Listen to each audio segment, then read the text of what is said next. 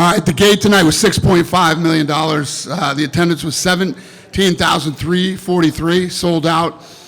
We have 3 of the 4 top 5 gates here. We're number 1, number 4, and number 5 all time. Tonight was number 4. Performance of the night went to you, Holland, Kayla, and Marab. They all won $50,000. So, Dana, first of all, we'll talk about Marab, his great performance. He's starting to look like one of the best bantamweights of all time, if not the best. When you look at a performance like that, what do you think it takes to beat a guy like Marab at this point? Yeah, I agree. We've been talking about that. We don't know. And Sean O'Malley came in 100% healthy, ready, mentally, physically, in every way you could be ready for this fight. And Marab finished. Yeah. Do you think it's just a case of now that Marab can just keep racking up these wins, add to his legacy to just cement the fact that he's the best ever, or would you call him the best bantamweight of all time already? Yeah, listen, he's definitely he's there, and he will keep racking them up, I'm sure. The Umar rematch is interesting, you know, and it makes your legacy even better when you ran through everybody twice. So we'll see. That could happen before the Corey Sandhagen fight? Or do you think no, okay. I'm just saying. Yeah. Obviously, Kayla Harrison won, become the new champion, and I think sometimes people criticize women's MMA, but when her and Amanda faced off, it felt like a really big fight. Do you agree with how big that fight is, and do you think it's as big as it used to be when you originally wanted to make it back in the day? I do, because I think, you know, now that she's come to the UFC and she's actually won the belt and fought her way up, and, you know, Amanda, people respect what Amanda did here, so I agree with you. It felt big. It was a badass stand. It was all organic. None of that was fake. We had no intentions of her going up into the octagon. I actually had to tell the guys to let her up. They weren't even letting her in. So, yes. Okay. I want to ask you about something else outside of tonight. It's a conversation we've had many times now, the Tom Aspinall, Jon Jones fight.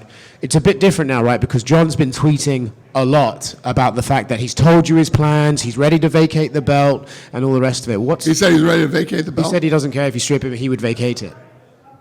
Fucking crazy. Yeah, I've been busy. I haven't been keeping up with the gossip. He comes back. He's either back today or came back yesterday or whenever he's in Thailand. So he's home. We'll be home tonight, and Tuesday we'll figure this out. If he doesn't fight, because he also called out Francis Ngannou. He said he'd rather fight Francis, which I assume... Who did? John. Yeah. Okay. Not that interested in that then. But if he doesn't fight Tom Aspinall and he does walk away, do you think he's ducked him? Tom Aspinall's the guy. He's the guy. I don't know. Yeah, we'll have to see how this plays. Listen, if the guy wants to retire and doesn't want to fight, nothing you do. I didn't want Habib to retire. I thought DC should have stayed in it longer. So it's none of my business. I'll do what I can to make the fight if we can. If he's talking that crazy shit, I didn't realize that. Yeah, and last one on this. I remember a time when GSP announced he was walking away after the Johnny Hendricks fight, and you said he owes it to the belt and the company to at least defend it against the guy that rightfully should fight for it. Do you think that's kind of the same here with Jon? Yeah, but Jon's been Jon since he walked in the door here. And yeah, I was younger then. Yeah, realize shit doesn't go the way you would like it to go all the time. Dana, what did you make of Patchy Mick's performance? Because it felt like when he came into the UFC, there was a bit more buzz from the diehard fans than the Chandlers and the MVPs. Because Patchy's in his prime, he's 21-1, he was the reigning champion coming over, and then online it just the kind of the narrative was that was not the Patchy Mix we had seen the last several years in there against Mario. So I'm curious, what did you make of it? Yeah, I mean, we've seen it happen before when you come from the smaller shows and get to the UFC. Some people shine and some people have a rough time. It's not easy. So. And with Marab, is he just like a promoter's dream? Because he's a character. He does have exciting fights. He said he wants to defend the belt 2 more times this year, which is 4 title fights in 1 year. Is he just a promoter's dream? Yeah, I love that. And he looks better every time he fights too. He looked really good tonight.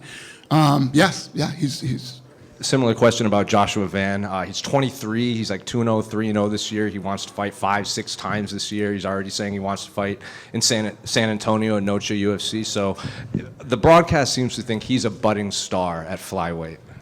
Anybody who talks like that and says, I want to fight as many times this year, it's the greatest thing you can do for yourself. If you're really built that way, when you look at the old-time fighters in boxing, some of those guys used to fight every weekend. So yes, when that is your mentality, I agree with the guys. And if you can win, look at Hamzat when we were in Fight Island. He's like, I want to fight again next weekend. Yeah. I said, okay, love it. Same for Kevin Holland. He won, and he says he wants the worst welterweight in the division, and says he wants to fight Colby Covington. It's a fun fight. Yeah. And then just last one for me, more unrelated to this fight, but Turkey made it seem like you weren't going to be promoting the Terrence Crawford-Canelo fight. Is there anything you can kind of clear up on that? He made it feel like I wasn't? Yeah, well, he said that someone else was promoting it. He didn't say no TKO. He just didn't include your name in a tweet, and people kind of freaked out online about where'd Dana go. I'm going to tell you what's awesome, man. So there's a lot of fucked up things about boxing, but they don't say shit. Nobody talks. It's the most amazing thing. If we sign a deal, I gotta fucking get on my phone quick and go, hey, we just fucking, because 90,000 people will be out there talking about it. These guys don't talk. I'm promoting the fight. Is that fight happening in Vegas still? Because I'll let you guys know when it's time to let you know. Dana here. To go back to Merab and his desire to have 4 title defenses this year, that's never happened before. The most was 3, and a few fighters have done that. Would you be willing to accommodate that schedule for him if he wants to do I never more? say no to guys that want to fight too much. Yeah. There's no such thing. Yeah. And just Kayla, obviously Olympic gold medalist, 2-time now UFC champion, 2-time PFL champion. Where would you rate her, I guess, amongst the greatest combat sports athletes' overall resume? Well, she just won tonight. Let's let her defend a couple times, and and obviously she's going to fight the GOAT. So we'll see how that plays out. But yeah, what she's accomplished as an athlete, period, is awesome. She was in here talking about how hard the weight cuts on her, and it was really scary Thursday night. I talked to Ali a few days ago. He's like, I'd love to see her fight Amanda first at 45 and then maybe a rematch at 35. Would you ever entertain doing that fight first at 45? I don't know. Well, we haven't got into that yet. You know, tonight just sort of happened. You don't know who's going to win. Juliana's a little maniac, so who knows how that fight was going to go. But now that we know, and we know that Amanda really does want to fight her, we'll start figuring out all the details. Yeah. And to go back to the thing on Jon Jones, did you see the petition online from the fans? Yeah. What did you just make of that? Every human on earth was DMing it to me, and yeah, I saw it. I know you say you always listen to the fans and give the fans what they want. I'm just curious what you make of that. How many fans are there worldwide now? What's the number? It's 400 million or something like that. Yeah, 130,000 people want to see him stripped. Sure. Yeah. Not enough. No, I'm not saying that. It's kind of fucking silly. Sure. We didn't see you in Montreal. What did you think of Jack Del Madalena's title win over Bilal Muhammad? Yeah, incredible performance. Yeah. And you're looking at Islam and Jack for some time this year? We're working on some stuff, yeah. And just last thing, do you have any updates on the rights negotiations deal for the U.S.? Are talks happening? When could we hear an announcement? We're into it. We're deep into it. Yeah. Could happen in June, July, August, or September. Okay, thank you. Yep. Could you talk to us about Zombie, on your right, Dana? Yeah. Talk to us about Zombie Jr., Talk. Yeah, it's funny, that guy came off looking for a fight, and so did Merab. I'm glad I signed him. He can strike pretty well. We going to get a good step up in competition from soon, or just going to... I don't know, he just won tonight. We'll see what happens. Did you sign the petition? No, I did not. Dana, back here. A couple of things. Did you notice the thing just before Merab was walking out? There was a kind of a fence collapse issue or something. Did you see that and kind of what we were? Yeah, it's our second one in 25 years. Yeah, everybody was hanging over the edge and it collapsed. Everybody was all right, and thank God this time it was a low one, not a high one. Obviously, this Jon Jones thing is what a lot of people are talking about. I wonder, is there anything that PFL or Francis could do to make that a realistic option for you guys, or are you fully focused on Aspinall? Yeah, It's Aspinall's fight. I mean, we've been talking to this kid forever about it, and it's his fight. Listen, you can't make people fight. If Jon doesn't want to fight, you can't make him fight. We can try to make him fight. We can throw things at him that inspire him to want to fight, but we'll figure it out. Regarding this TKO boxing thing, it did seem kind of interesting because I know that there was the Netflix upfronts, and I believe there were rumors that perhaps something was going to happen there with this Canelo and Crawford event. Turkey was pretty big on making it clear that you would be the head promoter, and then he did say actually you were going to be head promoter, and they didn't have a broadcaster, and then it was actually Sella's going to promote it, and it's going to be DAZN pay-per-view, Ring Magazine, all of that stuff. I guess what exactly happened in the last couple of weeks? I don't really know. Listen, we're at work at UFC headquarters. I'm in my own little world, man. I don't pay attention to any of that shit. I know what's going on. I know what we're doing, and I don't really pay attention to that stuff. It doesn't matter to me. What was the last conversation you had with Turkey like, and how often are you guys in communication? Shit, I don't even remember the last time I talked to him, but That can't be good. we're good. It's very good. No, we're very good. Thank you. All right. Dana, up front to your left. Down here. Yep.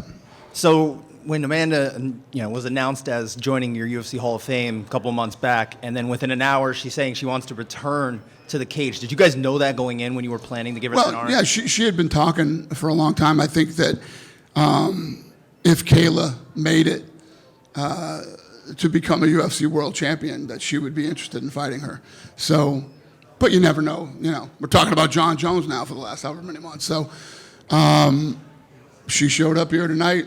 She wanted to get up in the octagon. We let her. They faced off, and here we go. When you're thinking about giving this honor, typically you see it to fighters who've been out of the game for a little while, as Amanda was, right? We now have a situation. She's going to be coming up in a couple weeks. She's going to make a speech and everything, looking back at her career, while also looking forward to a really big fight coming up. It's kind of an interesting situation. Is that something you try to avoid typically when you're giving out this honor? Never thought about it. Okay. Yeah. And I spoke with Amanda earlier this week. She was saying kind of her timeline ideally would be returning by the end of the year. Does that line up with something the UFC would like to get done? Well, like I say all the time, this just ended. We'll get back to the office and figure out what works for everybody. And yeah, I wouldn't imagine it's something that she's been off, and I don't know if she's been training. I don't know what she's been doing. Do you know she's in the testing pool? Is she in the pool? No, she's not in the pool either. So. One question about Sean too.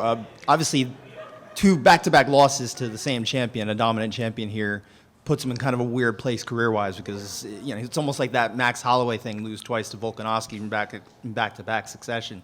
What do you kind of see for him going forward? Well, O'Malley's got to go home, take some time off, spend some time with his family, do all this stuff, and then let us know what he's thinking. I have no idea where his head's at or where his head's going to be in a month.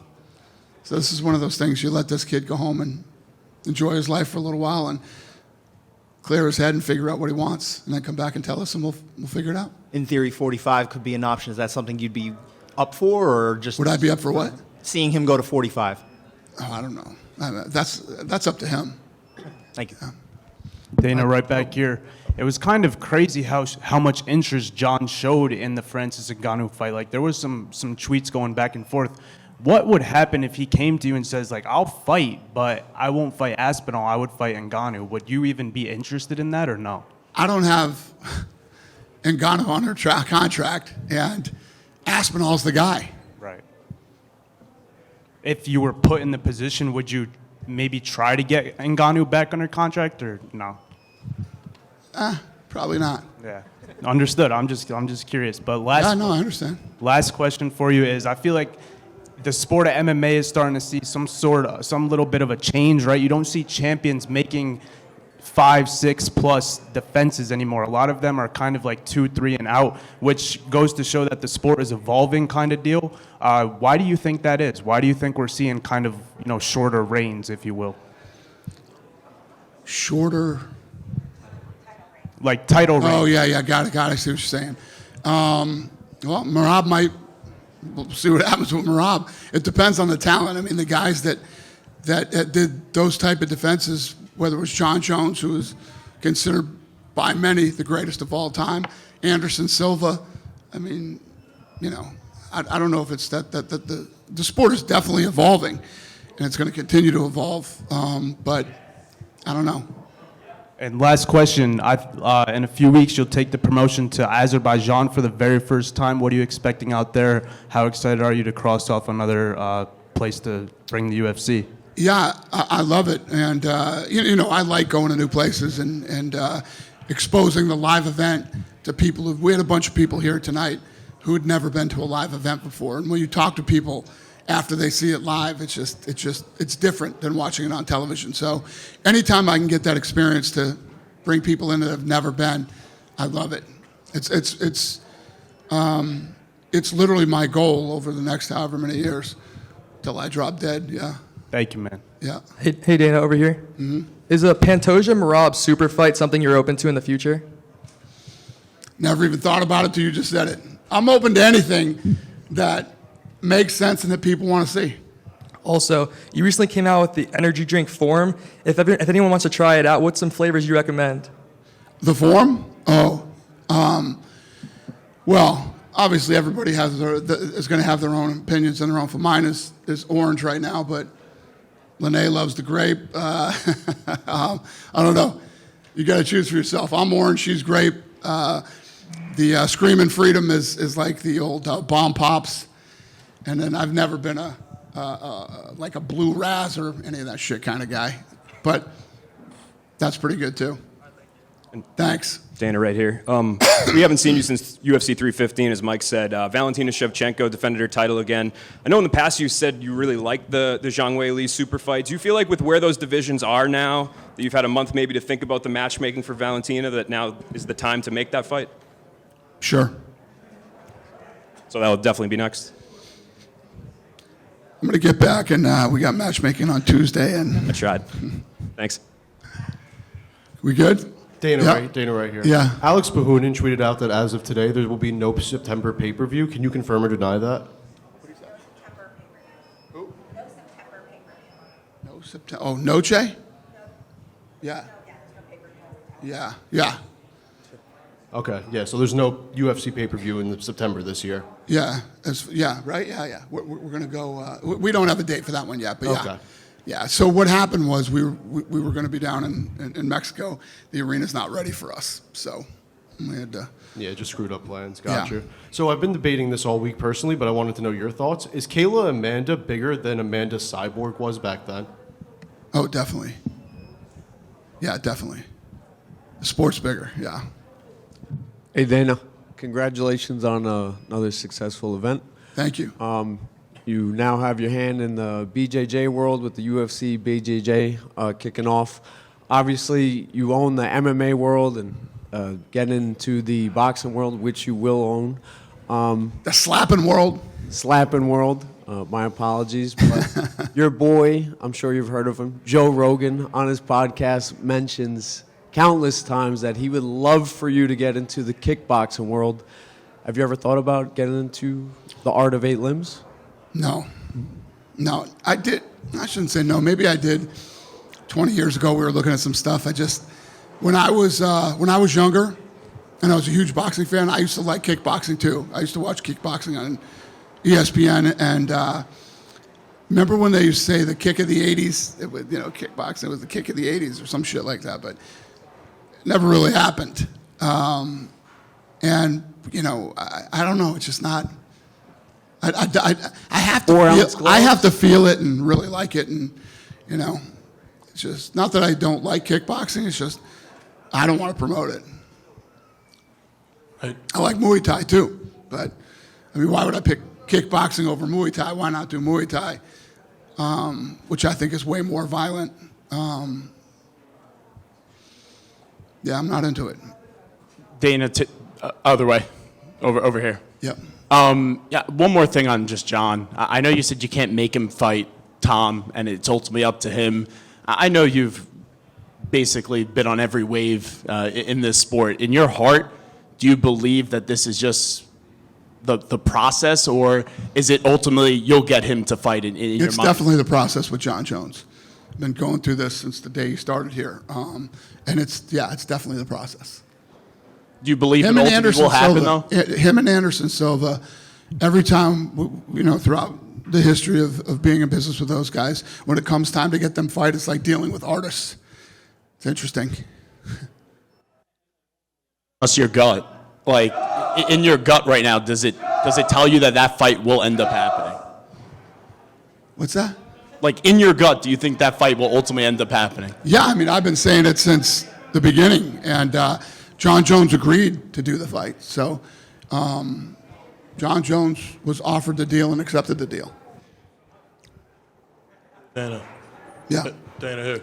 Heading into the fight, some people had concerns of a lackluster card, essentially of the entire card. However, I wanted to know personally, what did you think of the card tonight? Because it looked like the place was rocking. Yeah. How did that start? You said people were expecting a lackluster card? Yeah, people saw the card, and it got a lot of feedback on Twitter and things of that nature. People expected a lackluster card. However, tonight seemed really exciting. Yeah, that's the goofiest shit of all time when people start talking about fights or cards before they happen. If you want to judge a card, judge it after it happens. And, if you think fights were lackluster or the card didn't live up to expectations. It's like I've been hearing this shit for 25 years. So, but I thought the card was good. It was a fun night. Yeah, and at the end of the day, if you look at, there's 4 performance of the night bonuses tonight. That's a good night.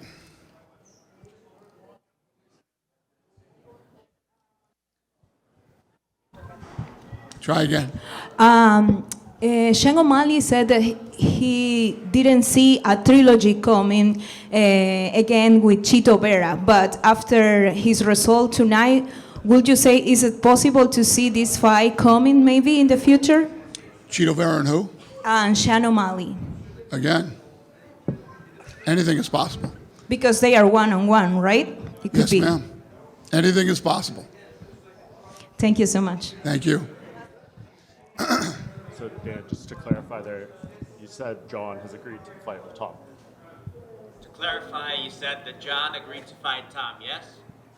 Jon agreed to fight Tom? Is that what you just said there? Before, on the last answer, you said... Jon agreed to fight Tom, yes. But he hasn't signed a contract or anything. Right. Yeah.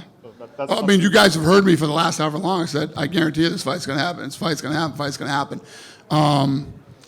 You guys told me the crazy shit that was going on Instagram and all these other places. But yes, I've been saying Jon is going to fight Tom. So there were some rumors out there that you guys had offered him his fuck you money and he turned it down. Unless you hear it come from here or we put out a press release, don't believe any of this bullshit. It's like the Turkey stuff, you know what I mean? And everybody's saying, I know Turkey said some stuff, but unless we come out and say something, it's all bullshit. I just don't get sucked into that stuff anymore. I don't even care. I don't even listen to it.